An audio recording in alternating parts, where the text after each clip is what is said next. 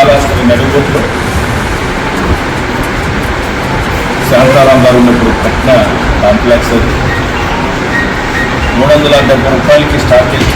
ఇప్పుడు దాదాపు 5,600 రూపాయలు ఈరోజు కట్టా ఉన్నారు. దాంట్లో అందరూ కూడా పేదవాళ్ళే ఉంటారు. మనం చూసినప్పుడు 95% పేదవాళ్ళు, 95% పేదవాళ్ళు ఉన్నారు.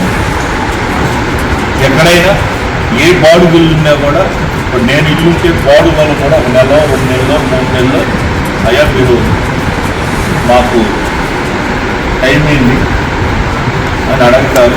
లేదు ఒకవేళ ఖాళీ చేయలేదని నోటీసులు ఇస్తారు. లేదంటే ఒకవేళ పెంచేది ఏమైనా ఉంటే 33% మున్సిపాలిటీ రూల్స్ ప్రకారం పెంచుతూ ఉన్నారు. 33% పెంచుకొని ఇప్పుడు ఈ స్థితికి వచ్చింది. దీంట్లో ఏ పార్టీ ఉన్నారో కూడా మాకు తెలియదు. దాంట్లో ఆల్మోస్ట్ అందరూ పేదవాళ్ళు. మనం చూడాల్సింది పేదవాడి బాధలు కష్టాలు. మనం వచ్చింది దేనికి? పేదవాడిని లక్ష్యాధికారి చేద్దామని వైఎస్ఆర్ పార్టీ వచ్చింది. మీరేమన్నారు? మేము లక్ష్యాధికారి కాదు, మేము కోటాధిపతి చేస్తాము పేదవాళ్ళు అన్నారు.